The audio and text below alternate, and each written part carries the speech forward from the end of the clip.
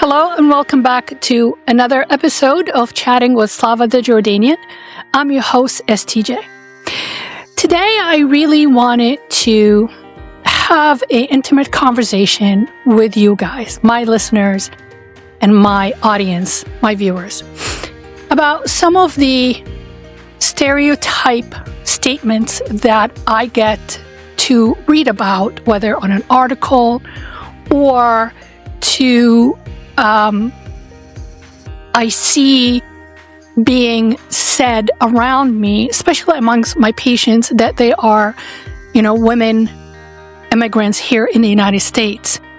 And I just wanted to kind of debunk some of this stuff and give you a more of a reality view of exactly what we are all about and what we go through and how we think, and let you be the judge of the whole situation and the stereotype or the attitude, basically.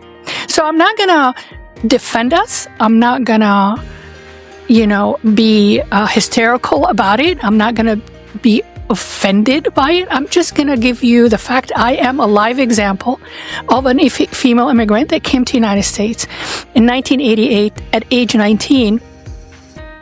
And sorry, I wrote some stuff because I just want to be a little bit accurate with you guys.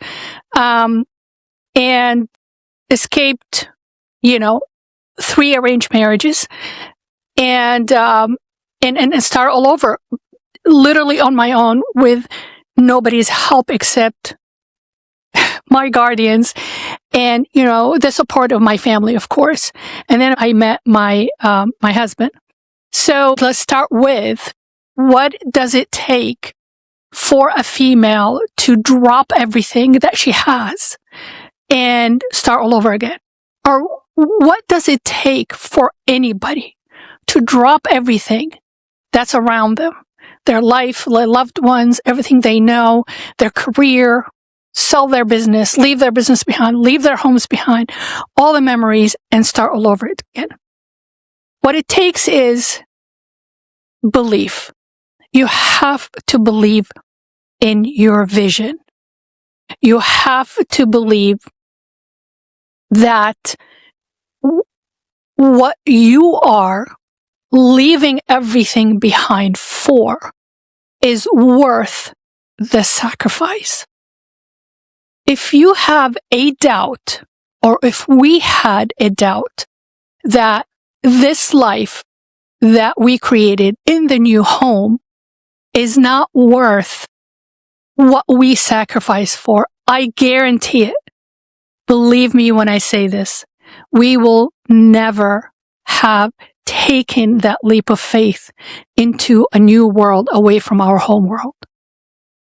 And I don't want to say it especially as a female, but I want to say that in the case that you are a female, or in the case that that immigrant is a female immigrant, it is a lot harder, because us as a female, and I'm not saying that because I'm a woman, there's an article that I think in 1990 something came out and took a survey of 90 plus women from Eastern Europe and Western Europe to define the traditional gender role expectations. And both sides, the East and the West, they agreed on that women are a lot more nurturing. They're a lot more patient. They're a lot more tactical in the way they manage their life. And that's why it's been bestowed upon us to take care of children. I worked, and as I mentioned before, I worked in daycare for a long time before I embarked into the whole dental show, the dental school, and the whole dental career practice. And my mom was a teacher, math and science teacher in high school, and then she became a principal of a very well-known award-winning kindergarten school that ended up, being developed into a high school. And it was a private school, all-girls school. So I've been around children all my life. I have one sister. My sister's 10 years younger than me. So I was 10 when she was born, and I cared for her because I had to babysit her because my brother, number 5, was born about a year and 4 months after her. So we are entrusted in being so delicate and so nurturing. And I'm sorry, my voice is hoarse because I'm 74% asthmatic, and I live in New England, and it's been so cold, and the air is so dry. Even with humidifiers all around the house, I get this hoarse voice. So I apologize for that. I'm not sick. I'm fine. If you were wondering. So as women, when that study came out and the data came out, they found a surprising agreement from the Eastern Europe women, volunteers that took that study, that took that questionnaire, and the Western European women. Both groups agreed that women are more delicate. They can manage more time. They multitask much, much better. And they can take upon more responsibility and manage everybody's expectations and be competent in a multi-environment. And basically keep it real, keep it cool, keep it balanced. And I believe in that, and I agree with that. I'm not beating down what men are able to do, but that's why we are bestowed on bearing children, having children, and nurturing for children. This is statistics, guys. This is data, and that's what the study is. And if any of you is interested, I'll be very happy to put the article link in the description below.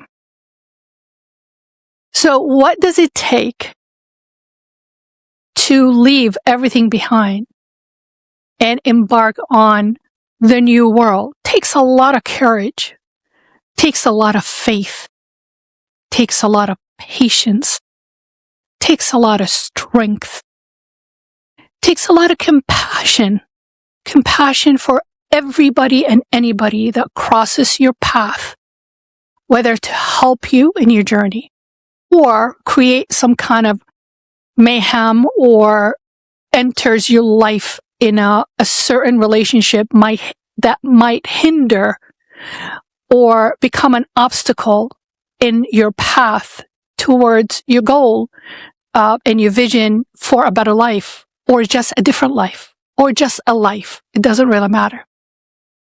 It takes tolerance. You have to have a very high level of tolerance. Because to me, if you're not tolerant, you're not flexible. If you're not flexible, then you'll have the attitude of my way or the highway. And unfortunately, for any change in the human being world, physical, mental, environmental, circumstantial, transactional change, transformative change, you have to be flexible. If you're not flexible, I'm telling you right now, do not leave your house. Do not leave your home world.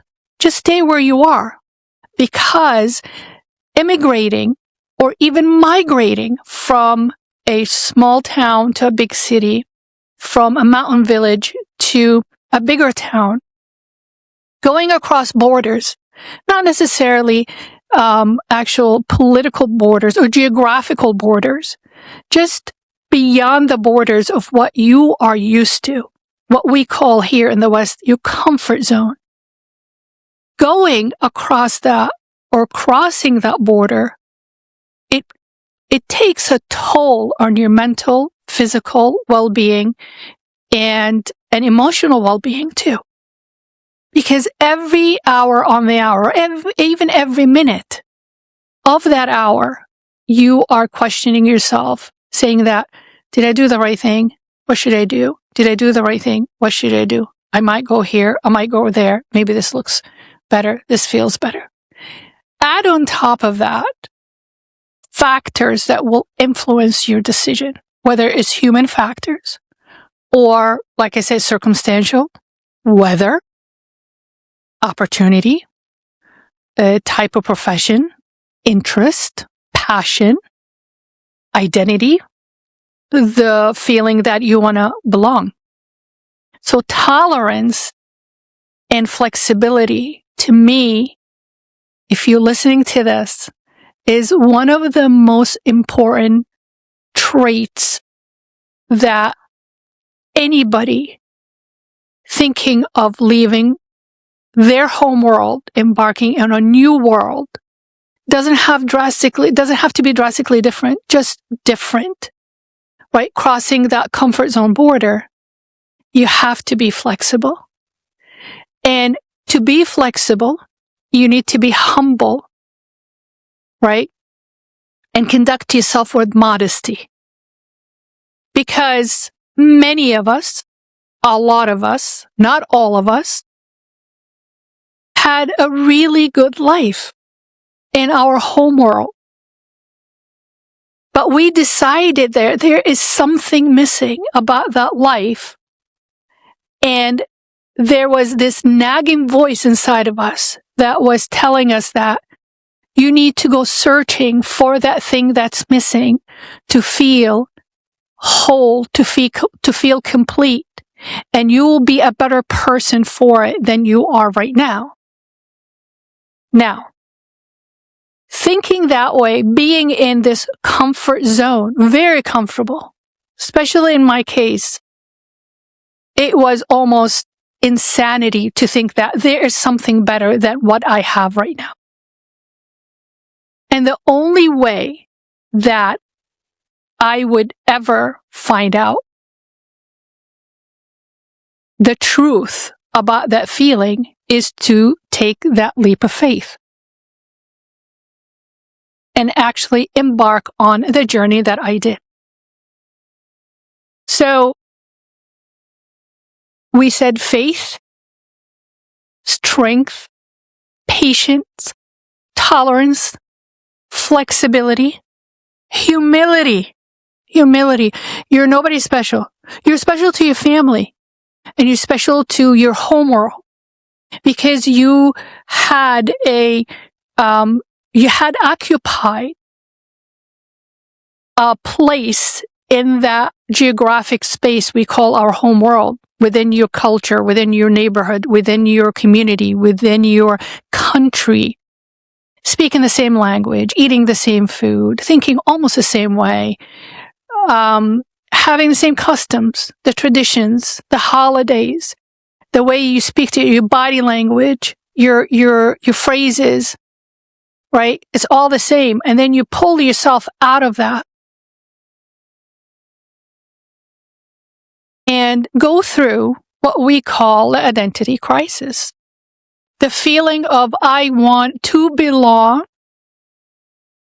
in the same way that I was belonging before, which is impossible in my home world. Because you feel like you are not in the same space, just like you're not in the same body. It's almost like you just shed the body, you go from one body to another. You have to act different. You have to speak a different language. You have to learn the body language. I can deliver a message in Arabic and translate it in English. It will be received completely different in Arabic than English or English than Arabic. It's the same phrase. I would answer the same question. One in Arabic, one in English. My body language, I'm multicultural. My body language is a little bit different. So I switch the hats depending on who's in front of me and depending on the language that I need to answer the question with.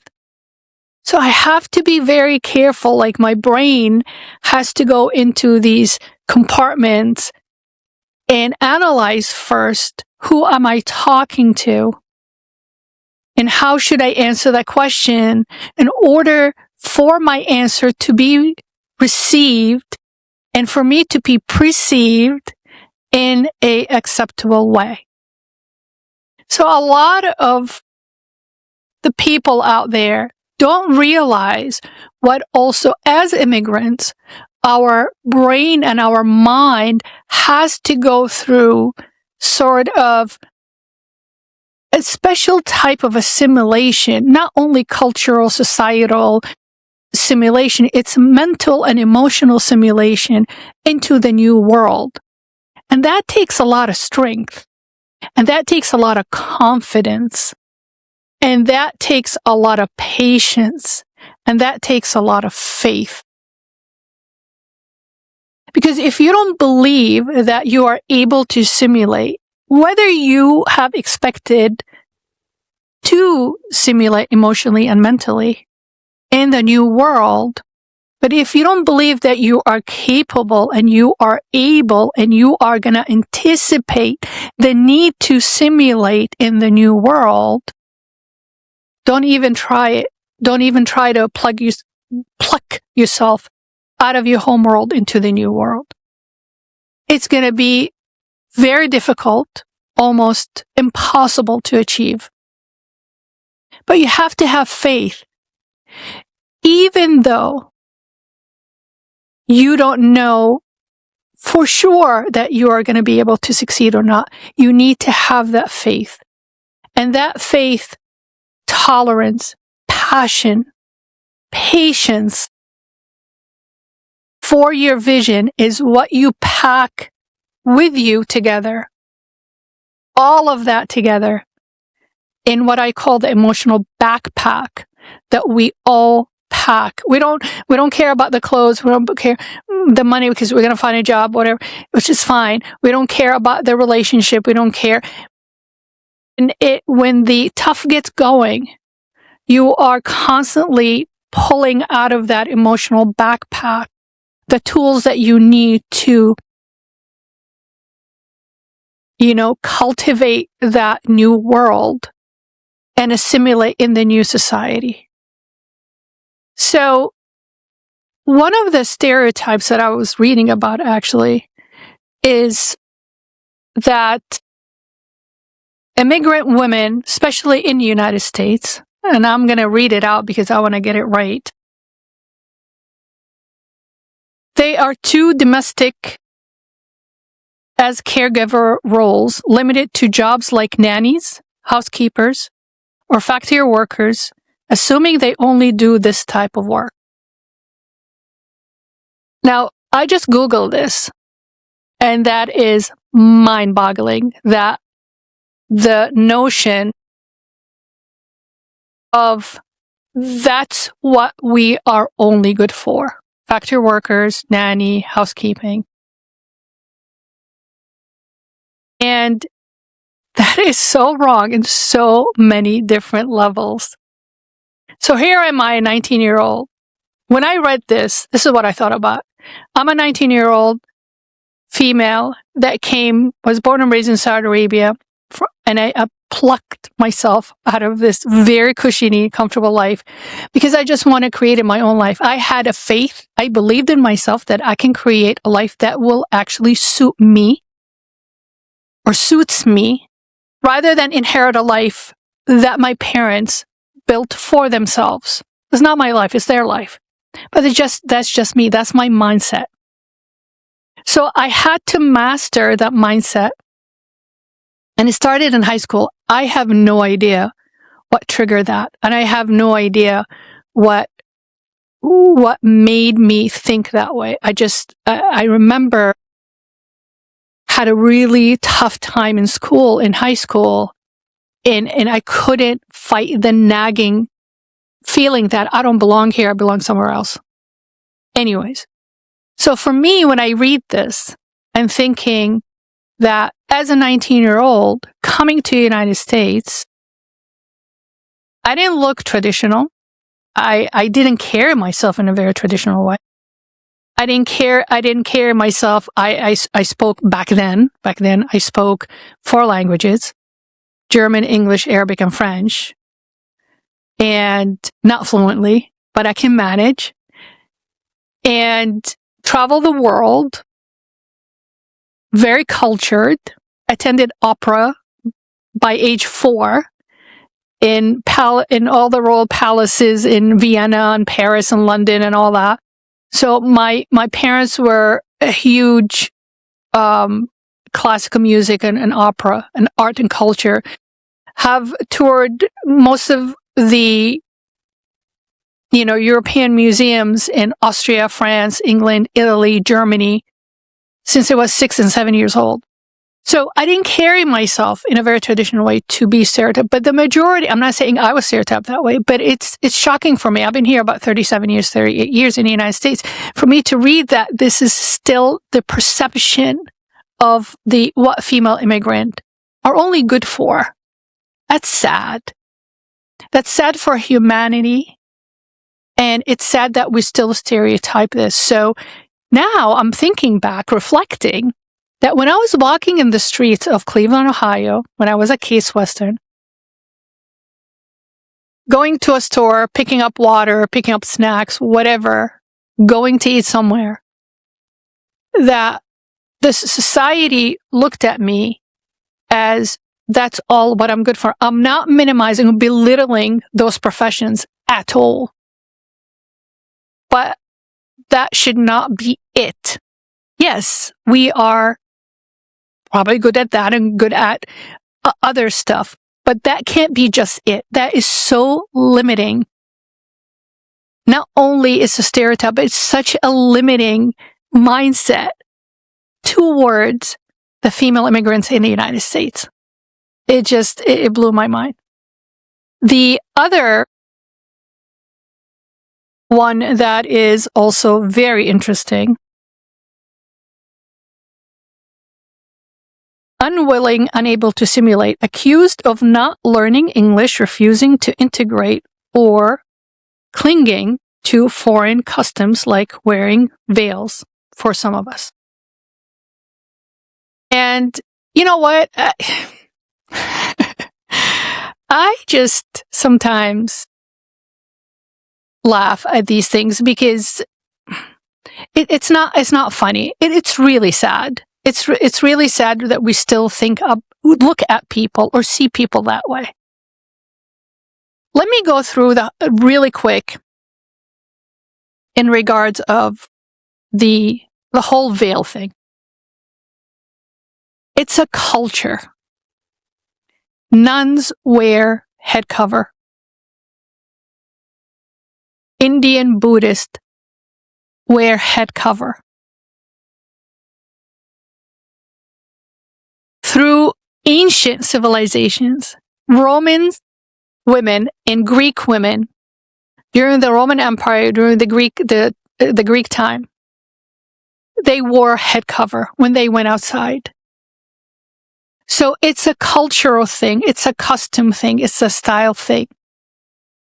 But just because they are wearing a cover, it doesn't mean they are not willing to learn English or not willing to simulate.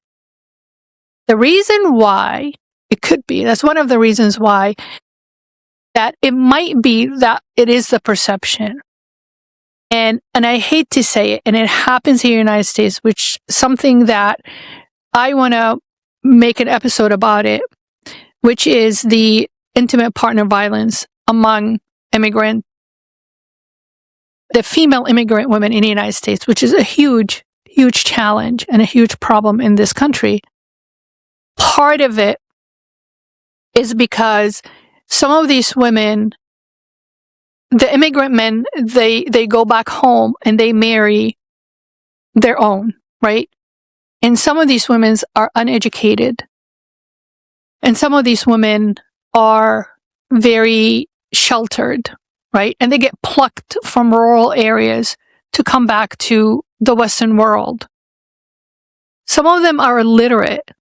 Some of them, they only speak even their dialect, not even the language of the country, because there's some countries like India and China, they have so many dialects.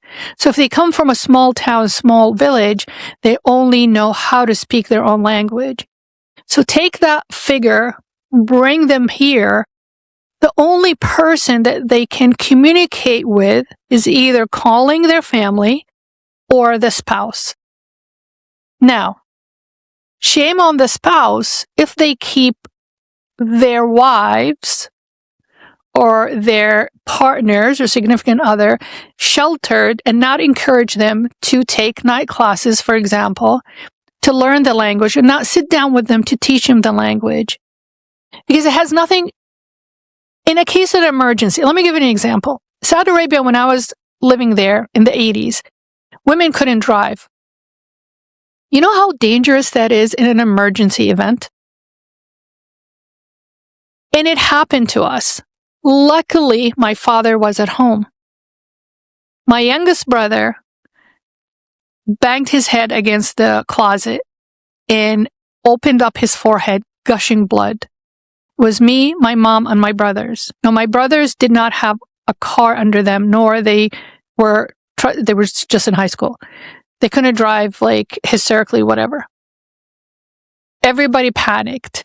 Luckily, my dad just finished dinner with one of his friends downstairs on the first floor, and he was just saying goodbye to him. If my dad was traveling, and I think the chauffeur or the driver that we had, because we had to have a driver, and don't judge me because everybody said, oh, you had a driver, must be nice.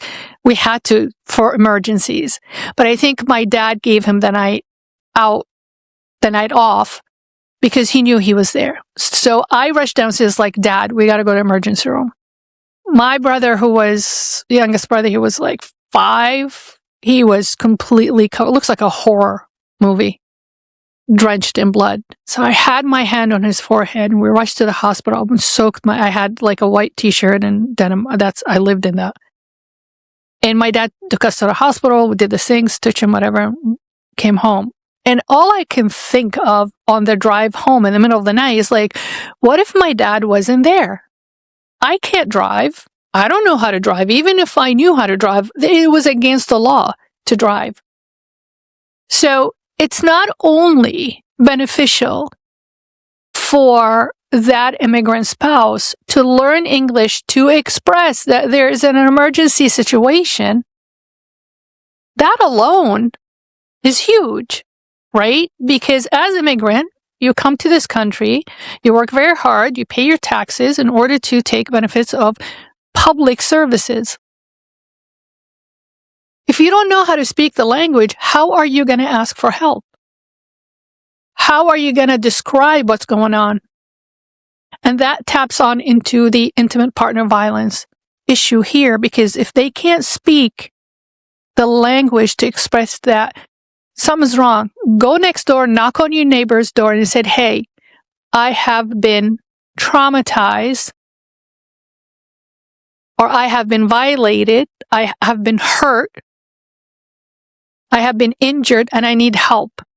That's number one. Number two, if you don't speak the language because you were not allowed to learn the language, then you won't be able to understand your rights. Because if you're walking in the streets and there is a flyer saying that, take this number if you need help, and in your house you're being abused or violated, but you can't read the flyer in English, then you don't know that there's help, right?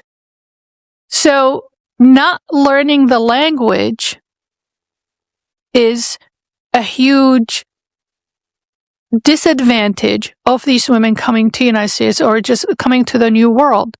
So the stereotype is they can't simulate and they refuse to learn the language.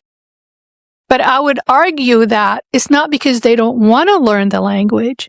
Some of them, according to some of the articles I read about this, is they are scared to learn the language because if their spouse or the husbands find out that they speak the language or they know the language, then they can tell on them because they are living in unfortunate circumstances or some kind of a situation. This might this is too dark for you, please don't watch the episode, just skip it. But it's really, really important. So for society to just judge those women that they decline to simulate because they don't want to learn the language, how do you know they don't speak English? Maybe they're acting they don't speak English to make sure that that spouse that's threatening them or abusing them or hurting them can't know they can speak the language, because if they know that, then sometimes it will send them back home, separating them from their kids, take their kids away. There's so many things, and it has nothing to do whether you're educated or not. It has nothing to do whether you're rich or poor. I've seen so many of these cases in Saudi Arabia, Saudis going through it, and they can't do anything about it because the way they have them held up and tied up so many different, I'm not going to go into it, maybe another episode. But I've seen a lot of cases, and my family got involved in these cases, and I wrote about, I think, one story on Instagram under the Slava accounts that you guys can refer to, how my mom helped that young pregnant mom to get rid of her husband. And she was our neighbor. And that's in that country, and she's a Saudi. And everybody spoke Arabic. It's not a language barrier. It's not she didn't want to be assimilated in the community in our neighborhood because she got transferred from the south of Saudi to the northwest of Saudi where we lived in Jeddah. It's because of her husband locks her up pregnant with her son. And her son happens to run away because he wanted to play and ran across the street and came to our house. And we found out my younger brother was playing with him. My mom's like, who's that kid? And that's where it started. If you guys want me, I can do an episode about it. It's a wild story. And what she and my mom ended up doing. Because people help people. And that's humanity. But that's a whole different, like I said, story. Going back to immigrating or migrating. If you don't have the belief that you can do it, you're not going to make it. I know a lot of people that ended up going back home because they did not practice, or they did not pack those emotional tools in their emotional backpack for them to play upon or draw from the strength and the patience and the belief and the faith and the tolerance and the flexibility and the patience. So we go through a lot through that transition into this journey. Some of us, we come out of it better people, more successful, and we have a story to tell, and we have lessons to teach, and we have wins to celebrate, and we had challenges that we learned from. But some of us don't, right? So the stereotype that we decline to simulate just because we don't take the head cover off and we don't change our clothes because that's what we're comfortable with.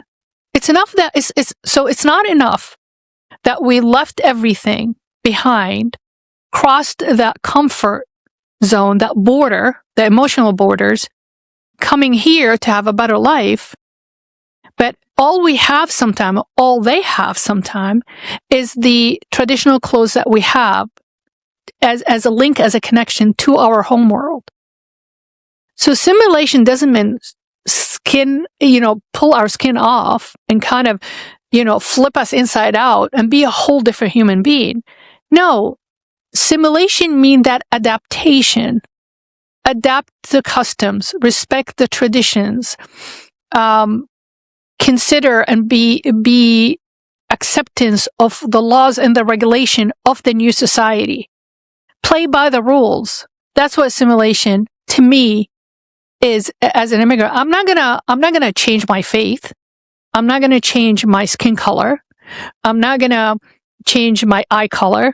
Some people do. Eye color. I'm not gonna completely not use Arabic. I'm not gonna not say, Happy Ramadan to my friends or whatever, or get together just because I'm trying to simulate.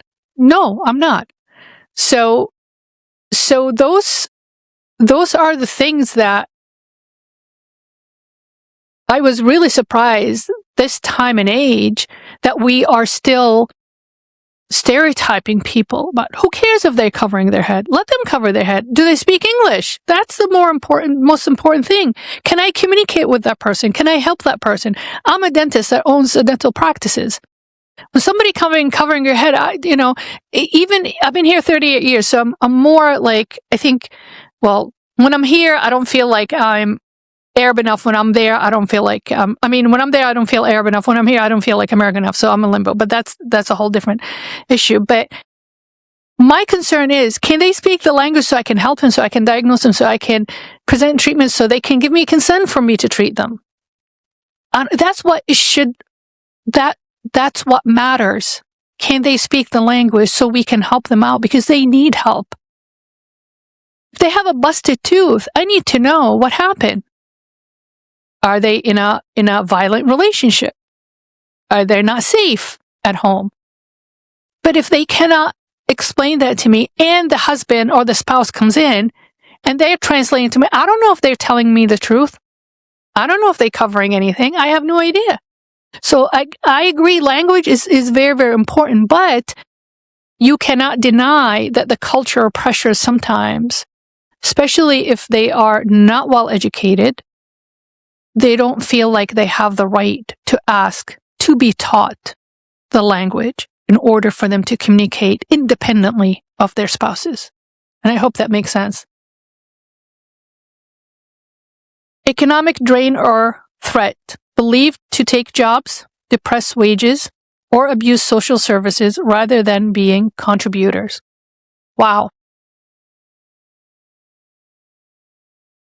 So basically, this is saying that one of the stereotypes that we are looked at as a burden on the new world society. So when we leave our home world, displace ourselves, and come to the new world, we're taking jobs, right? And we're taking the same jobs and accepting lower wages. And we are basically creating the tension in the economical financial world of the new society, new community. Because that new world, the natives are going to look like, oh, you're making us look bad.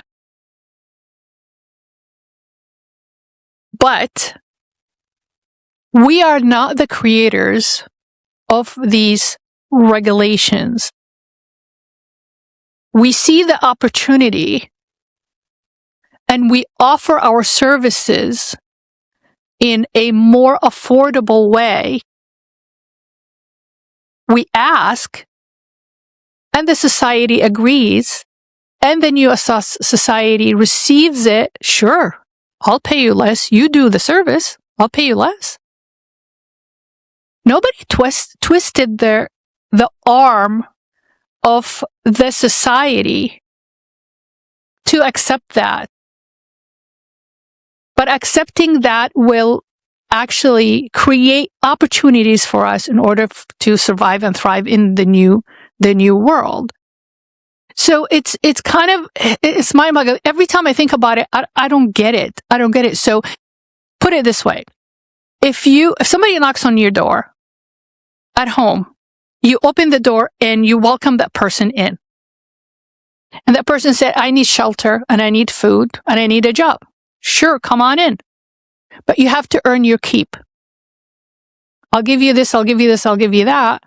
You're my guest here, but you have to do the job. Fine. But I'll do the jobs a lot less, a lot cheaper, and a lot quicker. And I can do multi-jobs and I can finish them very fast. Fine. You work, you pay part of the rent, you contribute, you earn your keep, and I'll allow you to stay in that house. Right? It's a partnership, right? You're going in with a partnership within that house to live, to thrive, to be protected, to feel safe, to earn money, to feed your family, right? But if somebody knocks on your door and you say, no, I don't want it, just go away. Then, okay, you say go away, but don't allow and agree for that person and welcome that person in, find them a job, take part of the money, which is our taxes, and they said, no, you can't do that. You can't reduce your wages. I am going to tell you how much you should charge for that job that you're doing. Otherwise, you can't stay here. Or other members of the family of the same household complain about, why did you let this person in? Now I look bad because I don't want to work really hard, but these guys are working harder. Forget about immigrants. What if you have a family of 5 kids? 3 of the kids are working really hard, contributing to the household, and 2 of the other kids are not working that hard. Same family, same blood, same parents. And the other 2 that don't want to work hard, they want it really easy income, easy everything, complain about the other 3, and they talk you into punishing those 3, making it harder for them to save, making it harder for them to pay for the tuition, making it harder for them to buy their snacks or their food, making it harder for them to sleep at night. How is that fair, right? Both come from, they're in the same community, which is your home. Both groups of kids has the right to